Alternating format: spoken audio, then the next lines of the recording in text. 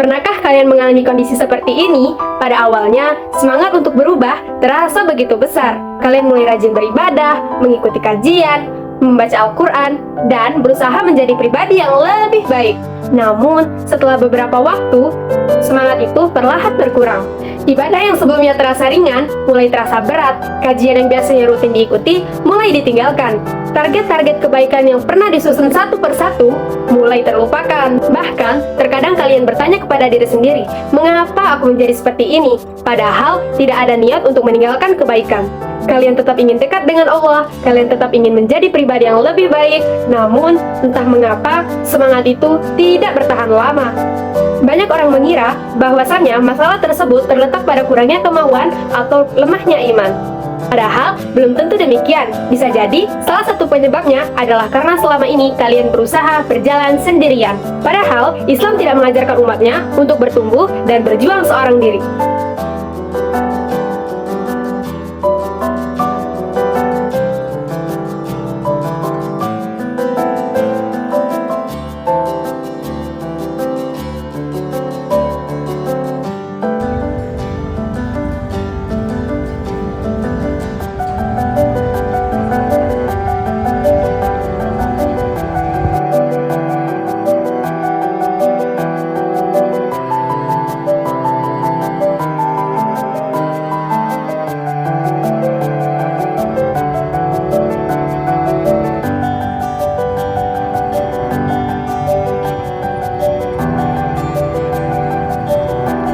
Coba perhatikan bagaimana Allah memanggil orang-orang beriman dalam Al-Quran.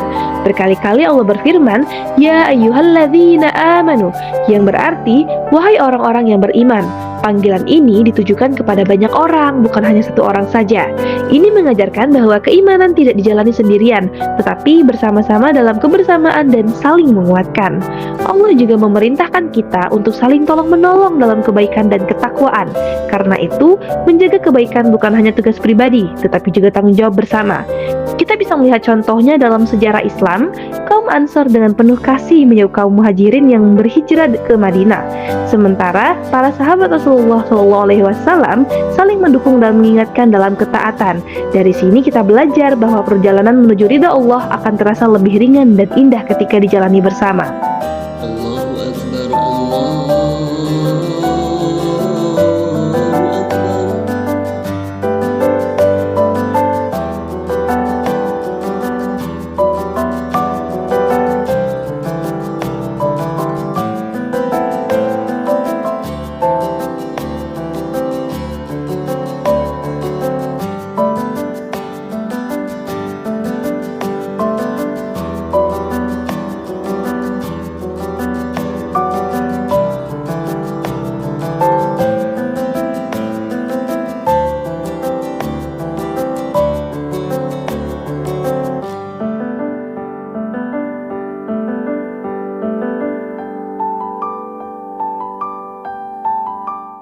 Lalu, bagaimana cara menerapkan semangat kebersamaan dalam kebaikan pada kehidupan saat ini?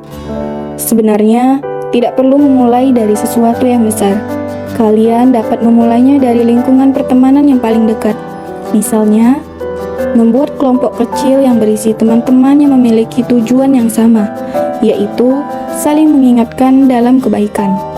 Kalian dapat juga membuat grup untuk saling membangunkan sholat subuh, mengingatkan waktu sholat, atau berbagi ayat dan hadis yang bermanfaat.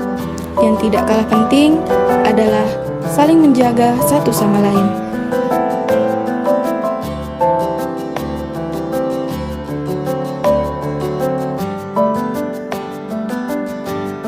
Pada akhirnya, setiap dari kita sedang menempuh perjalanan yang sama.